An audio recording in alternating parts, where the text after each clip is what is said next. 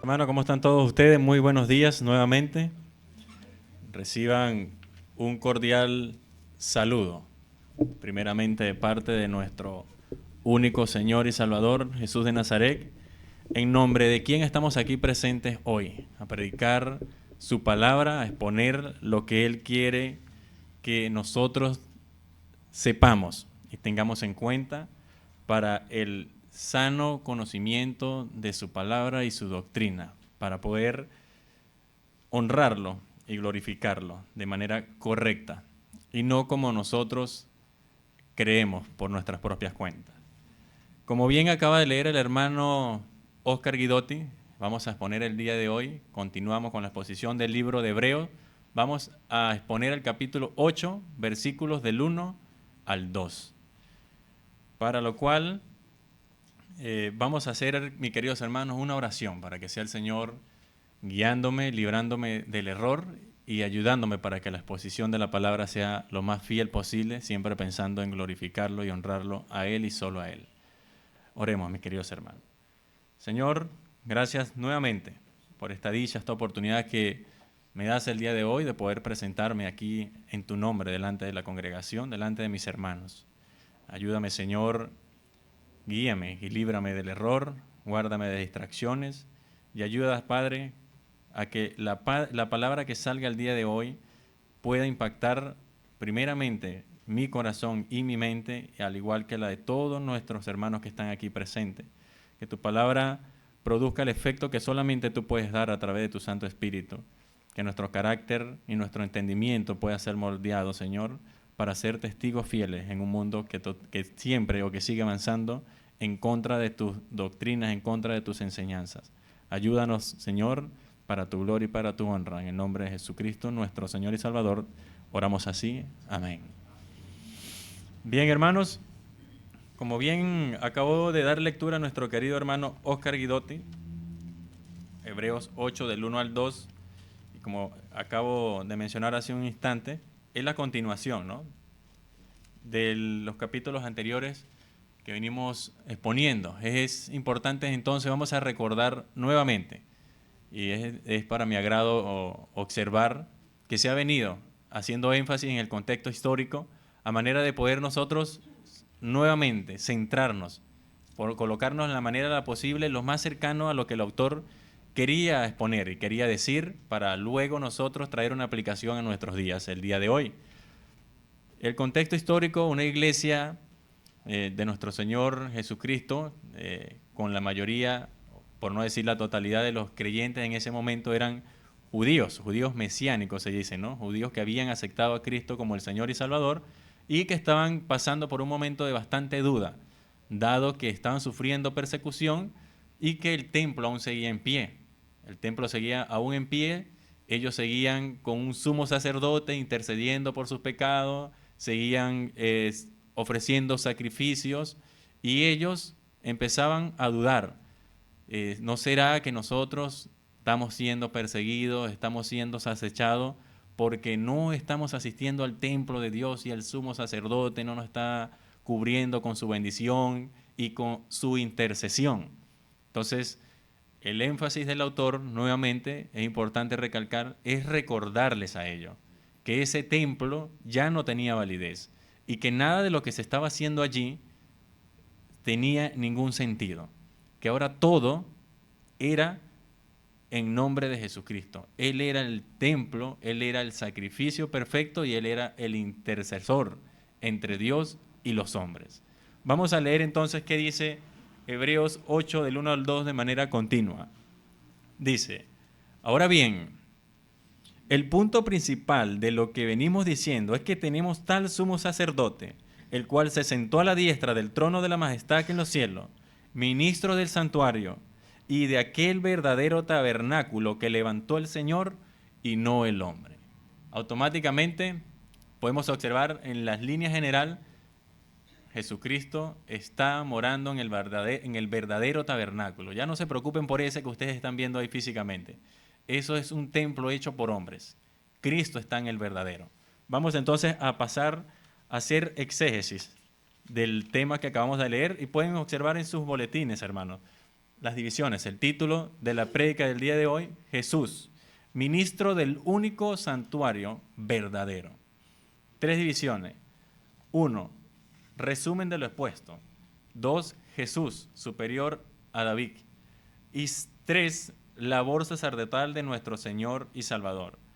Vamos entonces a la parte 1, que tenemos por versículo solamente 1a. Dice, ahora bien, el punto principal de lo que venimos diciendo, podemos entonces observar o hacer una pequeña observación aquí. El autor es consciente, ¿no? Él viene de venir exponiendo cualidades de nuestro Señor Jesucristo que ya no eran válidas para los sacerdotes en ese momento y que recaían todas en Él. Él hace una pausa de manera intencional porque Él está reconociendo que el tema que está exponiendo para los que están escuchando en ese momento era bastante, quizás fuerte para ellos. Entender que ya ese templo no tenía ninguna validez, que el sacerdote no tenía validez, que los sacrificios no tenían validez y que todo ahora se centraba en una sola persona. Para ellos esto era algo total y radicalmente nuevo y que muchos no terminaban de tratar de entender o de entender. Por eso había las dudas que estaban teniendo los hermanos y por eso duda que los llevaba de hecho a renunciar a la fe de Cristo y negar a Cristo para volver al templo, porque el requisito para volver a ingresar al templo nuevamente era negar a Cristo. Negarlo y ahora sí, bienvenido. Si no, no había manera que tú pudieras participar nuevamente. Bien. Entonces, como bien les digo, él hace énfasis, le hace una pausa de manera intencional porque entiende que lo que se ha venido expuesto es algo totalmente para ellos fuerte de entender en ese momento. Recordemos que esta carta no la estudian como la estudiamos nosotros, que agarramos un capítulo, versículo del 1 al 2 y hacemos la exposición un domingo. No, ellos tenían un pergamino completo. Y de hecho los eruditos dicen que esta epístola de Hebreo era un sermón o es un sermón escrito, es decir, se tenía que exponer completamente. Él agarraba y hacían la lectura completa a los oyentes que estaban allí y luego pasaban a aclarar o a explicar ciertos asuntos, pero la exposición era completa. Él aquí hace una pausa intencional para como que los que están oyendo respiren un poco. Vamos entonces nosotros a recordar qué es lo que se ha venido exponiendo de nuestro Señor Jesucristo. Vamos a hacer nosotros ese resumen para continuar con la idea que se ha venido dando en todo el texto de Hebreo hasta ahora. Podemos observar, 1, lo que el autor ha venido exponiendo en el libro de Hebreo hasta ahora. 1, Jesús no es un profeta más. Es la palabra encarnada y final del Padre Celestial, el resplandor de su gloria y la imagen misma de su sustancia. Lo expusimos en el capítulo 1, versículos del 1 al 4. Punto 2. Jesús es superior a todos los ángeles sin excepción. Capítulos 1, versículos de 5 al 14. 3. Jesús es el autor de la salvación. Capítulo 2. Punto 3. 4. Jesús es superior a Moisés. Ya ese punto para ellos tuvo que haber sido bastante fuerte. Moisés era el referente de la ley. Y él ahí expuso, derrumbando también ese argumento, que Jesús era incluso mayor a Moisés. 5. Jesús, el verdadero reposo del pueblo de Dios. Capítulos 3, versículos del 7 al 19. Es decir, no era trascendental, como tenían por importante ellos guardar el sábado para la salvación. Jesús es el verdadero reposo. Entonces, como estamos viendo, ¿no? Él ha venido derrumbando cuestiones que para los hebreos eran esencial en su religión. Moisés, los ángeles, el autor de la salvación, el día de reposo. El siguiente punto, Jesús es el gran y único sumo sacerdote. Ya había atacado ese argumento, ya lo había derrumbado en el capítulo 4. Siguiente punto, Jesús es un sumo sacerdote eterno y perfecto según el orden de Melquisedec, atacando nuevamente la labor sacerdotal.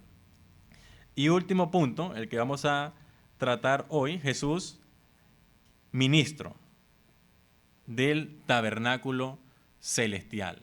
Entonces, ya aclarando estos puntos y haciendo este resumen, nosotros, para entender lo que se ha venido exponiendo, podemos entender por qué el autor hace la pausa, porque vemos que son argumentos bastante fuertes que a ellos les han venido chocando y él quiere hacer esta pequeña pausa a manera de que reflexionen en lo que se ha venido enseñando y continuar con el versículo 2. Dice, Jesús, o el punto 2, perdón, Jesús superior a David. Voy a hacerle una pequeña aclaración. Quizás el énfasis del autor aquí no es hablar de la superioridad de Jesús sobre David, sino, como ha venido haciendo, exaltar a Jesucristo nuestro Señor como el sumo sacerdote. Pero es importante y no dejarlo pasar, hacer esta aclaración, porque es un salmo que el Señor Jesucristo usa ante los fariseos para defender que Él era mayor incluso que David. Y ya vamos a llegar a ese punto. Entonces dice el versículo 1b, dice, es que tenemos tal sumo sacerdote, o sea, el punto principal de lo que venimos diciendo es que tenemos tal sumo sacerdote con las cualidades que acabamos de resumir ahorita, el cual se sentó a la diestra del trono de la majestad en los cielos. Entonces, como les digo, podemos observar una cita de una profecía cumplida en nuestro Señor Jesucristo. Y esa cita la podemos leer en el Salmo 110, versículo 1.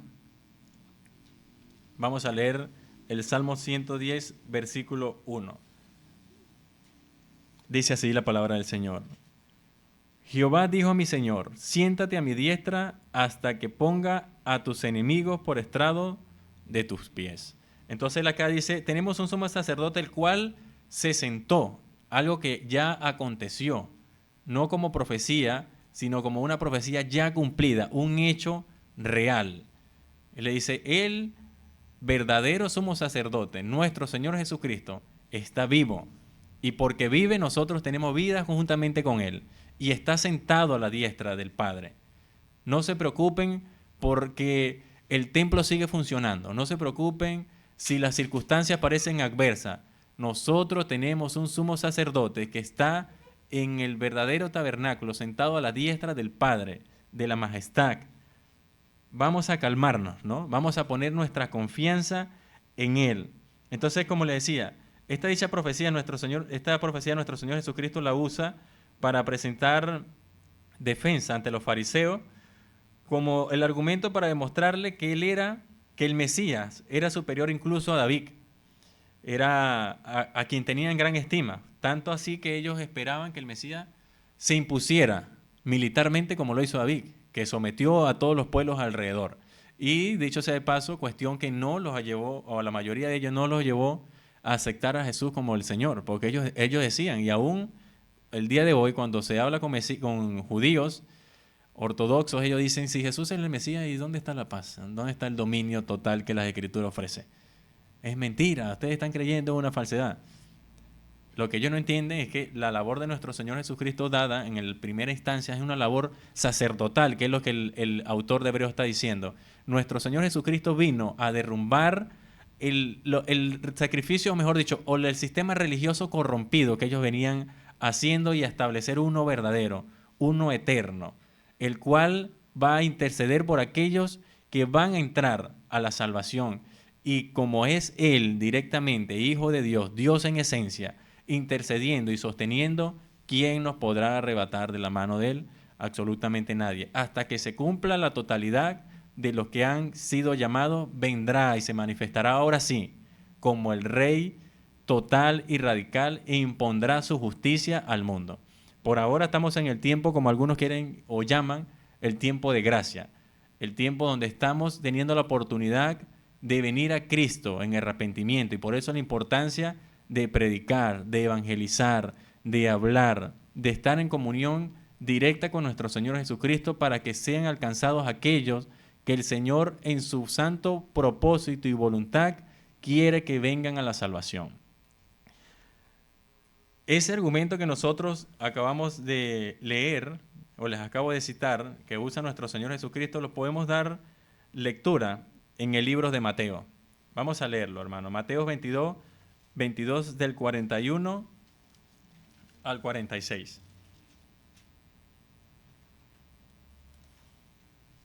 Mateo 22 del 41 al 46 dice así la palabra del Señor. Le dijeron, a los malos destruirás sin misericordia.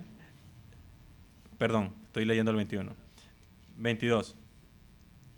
Del 41 al 46 dice, y estando juntos los fariseos, Jesús les preguntó, diciendo, ¿qué pensáis del Cristo? ¿De quién es hijo? Le dijeron, de David. Él les dijo, pues como David en el Espíritu le llama Señor diciendo, dijo el Señor a mi Señor, siéntate a mi derecha hasta que ponga a tus enemigos por estrado de tus pies. Pues si David le llama Señor, ¿cómo es su hijo? Y nadie le podía responder palabra, ni osó alguno desde aquel día preguntarle más. Estaba hablando con fariseos, preparados en la ley y en el conocimiento de la doctrina. Y ese argumento los silenció automáticamente. Quizás no lo habían comprendido de esa manera. ¿Cómo es que David, si es superior al Mesías, y si el Mesías es hijo de David, cómo es que David lo llama Señor? Ellos ahí automáticamente cayeron en conciencia y dijeron, pues, tiene razón. No podemos decir que David es superior al Mesías. El Mesías es incluso superior a David, lo que resalta la eternidad de nuestro Señor Jesucristo. Siempre ha existido, no como algunos dicen, que se encarnó y en el momento que Él se encarnó empezó su existencia. No, Él es eterno. En esencia, Dios, y Dios es eterno, engendrado desde la eternidad. Amén. Vamos entonces a pasar al paso o la división número 3, labor sacerdotal de nuestro Señor Jesucristo. Dice así el versículo 2.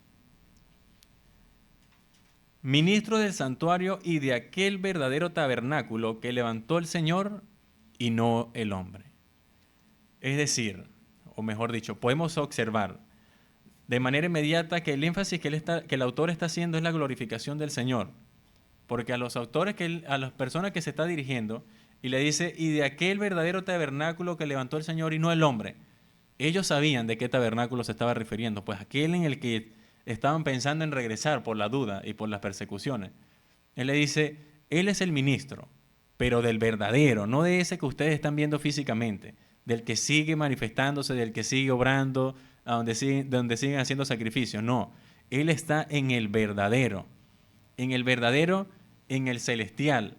¿Por qué dice el verdadero? Bueno, nosotros podemos ver o observar, si hemos leído el libro de Éxodo, en los capítulos 25, 26 y 27, el énfasis o el denominador común que encontramos es, lo harás de la manera que se te fue mostrado o enseñado. Moisés tenía que construir el tabernáculo a imagen de lo que se le había enseñado en el monte Sinaí. Bueno, el Señor no está en esa imagen o eso que se le reflejó, está en ese que había de imitar, en el real, en el verdadero, en el tabernáculo que el Señor o el Padre Celestial mismo creó desde la eternidad, en donde solamente podía entrar un hombre santo, puro, porque como bien recordamos nosotros en la palabra del Señor, dice, no hay hombre que pueda ver la presencia de Dios y sobrevivir. Ahora imagínese vivir eternamente en la presencia del Señor. Sería imposible. Y entonces la explicación o la exposición de los versículos anteriores, que les correspondió al pastor Nelson, él hablaba, ¿no?, de las cualidades que tenía ese sumo sacerdote. Vamos a leerla en el capítulo 7.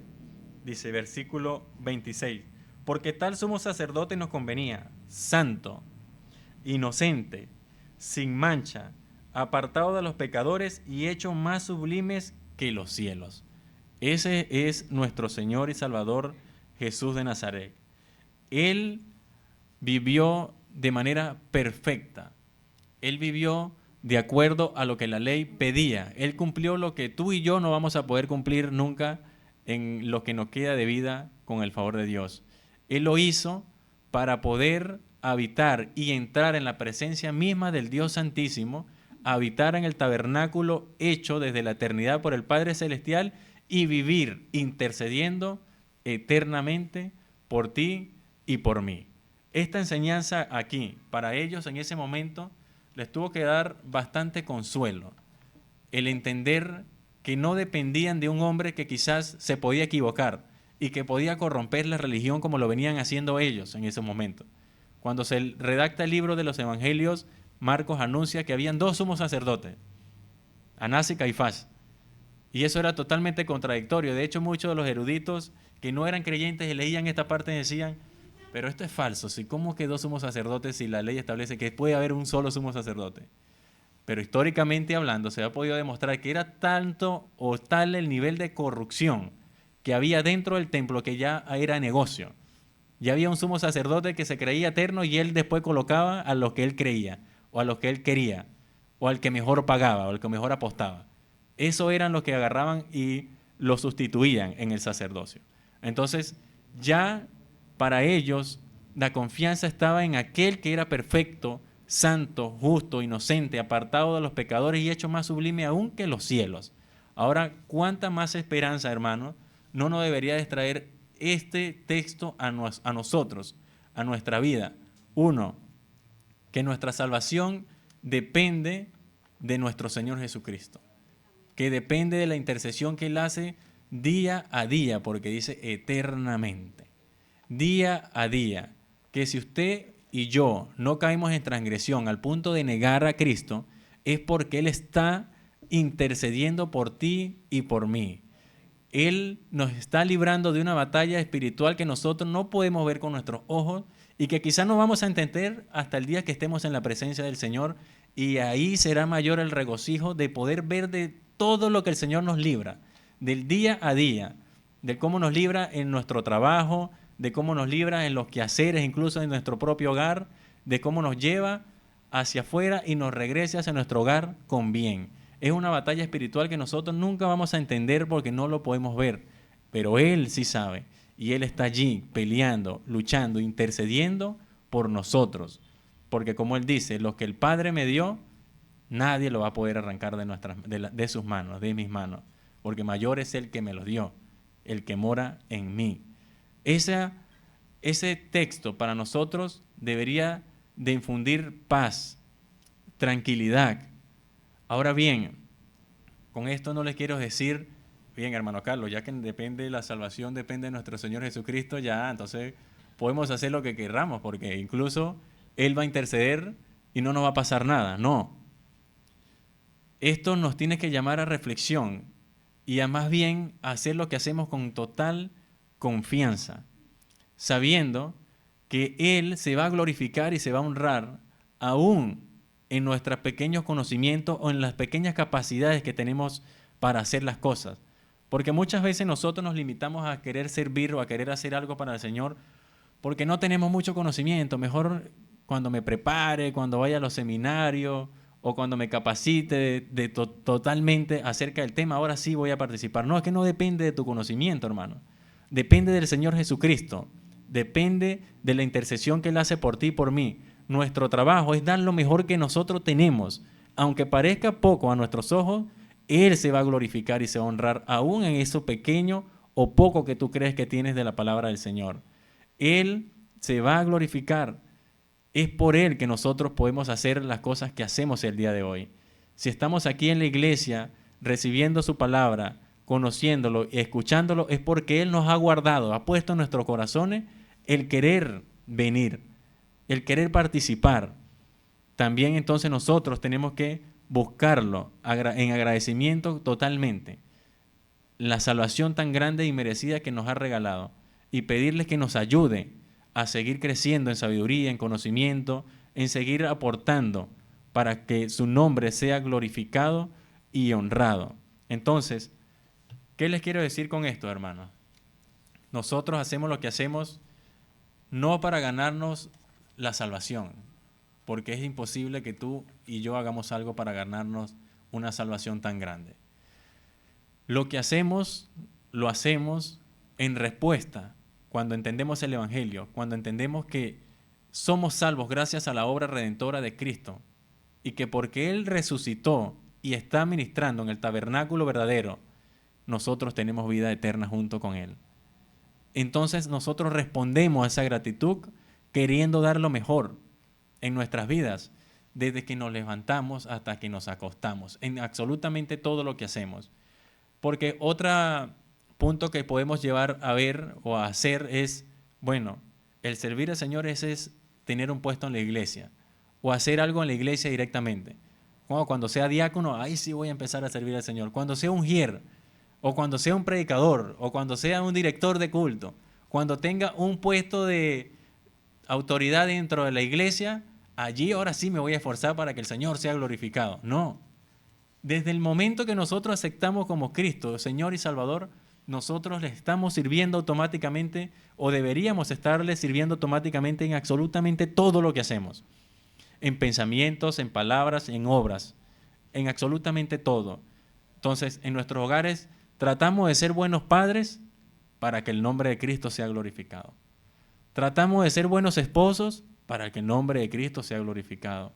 Buenos hermanos, buenos primos, tíos, amigos y luego, obviamente, pastores, predicadores, presbíteros. Todo engloba absolutamente todo. Deberíamos de hacer pensando en glorificarlo y honrarlo en respuesta a esa salvación tan grande y merecida que nos regala.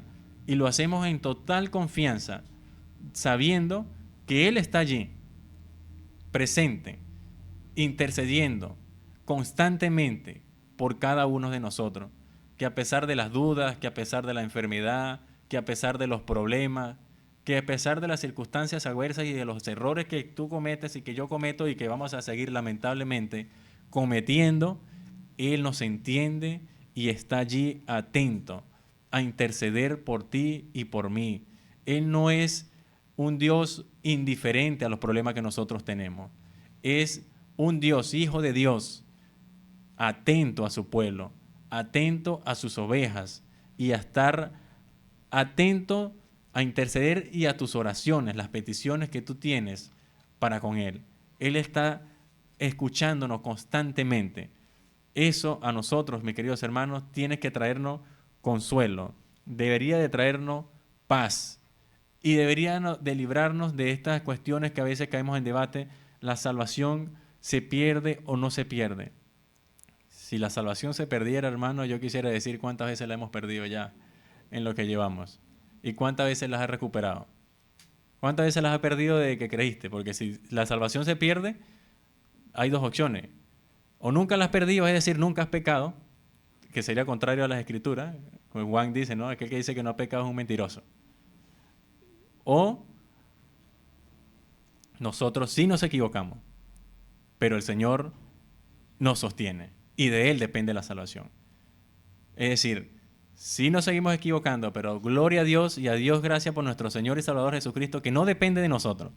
Ahora, el cristiano está llamado al arrepentimiento constantemente. Esa es la diferencia que nosotros vamos a tener. Sí nos vamos a seguir equivocando, pero el creyente, movido por el Espíritu Santo a convicción de pecado, él va a reconocer que se equivocó y ante Dios va a pedir perdón y reconocerá que es contra Dios directamente que ha pecado. No es contra los hombres, contra tu mamá, tu papá, tu esposo, tu hermano, tu amigo, que le estás pecando directamente. Sí lo estás ofendiendo directamente, obviamente, con la actitud que acabas de hacer, pero el pecado es directo contra Dios. Nos arrepentimos con Dios directamente y buscamos solucionar con un espíritu manso y humilde, como la palabra nos exhorta. Esto, hermanos, estaba reflexionando a aplicación. ¿Cómo podemos nosotros traer a aplicación el día de hoy este texto? Y hay muchísimos textos, hay muchísimas circunstancias adversas que nosotros nos puede llamar la atención poderosísimamente para la aplicación de este texto. Por ejemplo, tenemos en los movimientos ecuménicos el día de hoy. ¿En quién confiamos? ¿En que la salvación es de todo el mundo o confiamos en la palabra del Señor que dice que es para aquellos que el Señor ha llamado? La ideología de género, que ya se están infiltrando dentro de las mismas iglesias. Y les cuento una anécdota. Yo tenía pensado que en Perú todavía eso no había llegado, que todavía estaba peleando, pero que se tenía dominado. Hasta que mi hija llega a la casa y nos comenta que tuvo un problema en la escuela. Dice, no, que hay una amiguita que le dicen sobrenombre Y yo, ¿pero qué le dicen, hija? No, que le dicen lesbiana y se burlan y se ríen de ella. Y yo, eso no está bien. Entonces hablo con mi esposa, mi amor, puedes dirigirte hacia el profesor, hablar con ese profesor, que lo que está pasando con esa niña, para que, por favor, ayude a esa niña, porque esa niña la está pasando mal. ¿Ves? Pueden estar haciéndole bullying, ¿no? Como quien dice. No sabemos por qué, pero no está bien. Y mi esposa, bueno, con gusto accedió, se acercó y, bueno, la respuesta del profesor de verdad me preocupó bastante. Él dice, nosotros respetamos lo que los niños creen. Y los niños, después de los 9 años de edad, es que empiezan a definir su sexualidad. Y él dice, está hablando en plural, ¿no? No dice singular, no yo, no, nosotros, como institución, respetamos lo que cada niño piensa y ellos después de los 9 años de edad es que piensan a definir su sexualidad. Eso es ideología de género, hermano. Que no lo están manifestando y que no lo están poniendo en carteles, como quizás lo están haciendo en Europa, no quiere decir que no lo sea. Es una alarma que automáticamente resonó dentro de mí, ¿no? Ya está infiltrándose también en este sistema, hermano. Lo están haciendo de manera quizás más discreta, como lo hacen en otros países porque no tienen el apoyo del pueblo. Pues es que la mayoría del pueblo no está de acuerdo con esto, ni aquí ni en Europa, solo que la propaganda es mayor y se terminan de creer. Pero acá no lo hace porque, bueno, a Dios gracias primeramente, Perú es un pueblo bastante conservador. Y saben que si lo hacen público, van a chocar directamente con ustedes, ¿no? Pero lo están haciendo, hermano. Es una advertencia para que estén atentos en sus escuelas, la escuela de sus hijos y haciéndole seguimiento a los que tienen niños pequeños. Conversen con sus hijos, no se descuiden. Tenemos también falsas doctrinas. Falsas doctrinas ya son incontables, hermanos. Las dudas que tienen los creyentes el día de hoy acerca de lo que realmente enseña la palabra de Dios, ya no saben si la salvación se pierde, si no se pierde, ya no saben si la palabra de Dios es viva y eficaz, si es verdad, si es verdaderamente palabra de Dios o no. No, hermano, es que resulta que ahora la alta crítica textual descubrió que Mateo no lo escribió Mateo. Isaías no lo escribió Isaías. Mentira, lo escribió otros hombres. Está mezclado. Juan no lo escribió Juan, Lucas no lo escribió Lucas. Ya entonces, hoy en día, aunque en ese momento para la que se está hablando este texto había dudas y a montones por lo que estaba sucediendo con el templo en pie, una duda bastante válida, hoy, hermanos, el pueblo de Dios está pasando por bastantes dudas también. Por todo esto que acabamos de decir, ecumenismo, ideología de género, falsa doctrina, gobiernos corruptos e inestables. La gente pareciese que no supiese a dónde ir, a qué congregación asistir, qué Biblia creer, porque ya ahora tenemos conflicto hasta con la Biblia. ¿Cuál es la versión que tenemos que buscar? ¿Cuál es la versión que tenemos que leer? Porque hasta la Biblia ya está siendo atacada. O sea, la duda hoy más que nunca está sobresaliendo de manera abismal. Ya no sabemos dónde poner nuestra mirada y a quién creerle. Esa aplicación entonces para nosotros es a Cristo, hermanos. Nosotros tenemos que creerle a Cristo, a nuestro Señor. Tenemos que creer en la Biblia, lo que la Biblia dice. Si nos dejamos llevar por tantos movimientos doctrinales y ideologías y cuestiones que nada tienen que ver con lo que la Biblia sí dice, nosotros vamos a terminar turbados, hermanos. El Evangelio de Cristo no es un evangelio de confusión, no es un evangelio de dudas, es un evangelio que nos debería traer paz, paz a nuestra vida y a nuestros corazones, porque tenemos que tener puesta la confianza en Cristo, en el verdadero, justo, santo, apartado de pecadores, perfecto, que está intercediendo por cada uno de nosotros en nuestra vida. Busquen, hermanos, siempre en la lectura de las palabras del Señor. Léanla, para que no sean movidos, como nos advierte Santiago, como las olas del mar, o llevados por cualquier evento doctrinal. Hay que leer y mantenernos firmes en la fe. Confíen en Cristo, que Él tiene el control, pero busquen, hermanos, ustedes también, cómo acercarse más a las Escrituras y no se dejen mover de la fe, no se dejen mover de lo que el Señor ya hizo, que es salvarnos y darnos vida eterna junto con Él. Esa obra ya está hecha, está consumada. Nosotros deberíamos ya de tenerla firme en nuestros corazones y caminar con tranquilidad. No significa que no hay problemas, sí, pero a pesar de los problemas, Cristo sigue ahí firme. Él es eterno y las promesas siguen en pie. Como la palabra misma dice, Dios no es hombre para mentir, ni hijo de hombre para arrepentirse. Ya está cumplida, ya ha sido consumado. Usted y yo somos salvos y tenemos vida eterna junto con nuestro Señor y Salvador Jesucristo. Lo que nos queda aquí es vivir de acuerdo a su voluntad para que su nombre sea glorificado. Confiemos en nuestro Señor, pongamos nuestra confianza en Él plenamente. Ahora, todo esto que acabo de decir, una aplicación, claro que sí. Pero ¿cuál sería otra aplicación, hermano? Ya más íntimamente, aquí como congregación, como hermanos, hay una aplicación que puede ser muy práctica para nosotros como creyentes.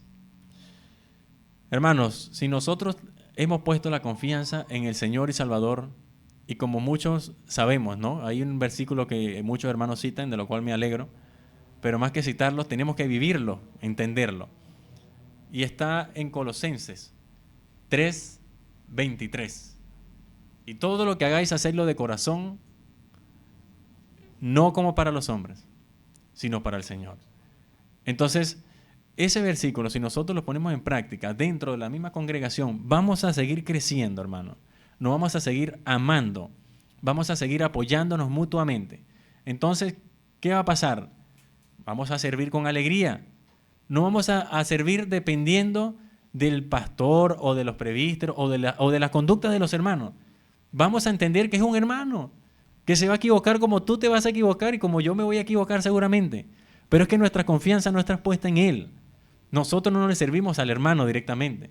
Él se beneficia de nuestro servicio a Cristo. Y si nosotros tenemos puesta toda nuestra confianza en Cristo, se va a ver reflejado en ti, en tu servicio, en tu hogar y en la congregación también. Vas a hacerlo con amor, con alegría. Quizás te va a causar disgusto la actitud de ciertos hermanos. Pues sí, va a causar disgusto, pero automáticamente vas a orar por él. Y lo vas a corregir con mansedumbre, ¿no? Con humildad. Vamos a seguir creciendo en amor, en unión, que es lo que el Señor pide en su palabra. Que la congregación se refleje el amor. Él dice, y en esto conoceréis o sabrán que son verdaderamente mis discípulos. ¿Cómo, hermano Carlos? ¿En que se sepan la Biblia de memoria?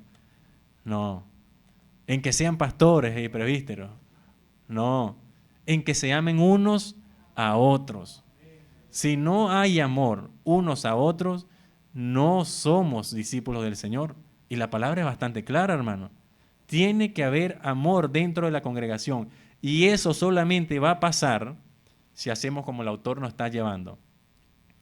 A confiar en la obra redentora de Cristo y solo en Él. Que lo que hacemos lo hacemos para Él. Sea de palabra o de hechos, todo lo hacemos para Él. Confiando en que Él está habitando, no en el tabernáculo o en el local hecho por mano de hombre, en el tabernáculo eterno, en el verdadero, en el real. Él está allí intercediendo eternamente por nosotros. Y por eso nosotros confiamos y sabemos que aunque caemos o el hermano cae, la obra va a continuar, porque depende de Él y solo de Él, siempre para su gloria y siempre para su honra. Amén, mis queridos hermanos. Que entonces esta enseñanza, para no expandirnos tanto en el tema como nuestro autor nos quiere o nos quiso llevar, es pongamos nuestra confianza en Cristo, en resumidas palabras. Esto es lo que nos quiere llevar el autor.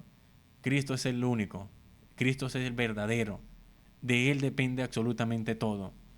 Salgamos de aquí, hermano, con una confianza llena, cumplida, con una confianza que se note, que se refleje, no por lo que tú eres, sino por quién es el Señor y lo que Él ya hizo y sigue haciendo por cada uno de nosotros, mis queridos hermanos.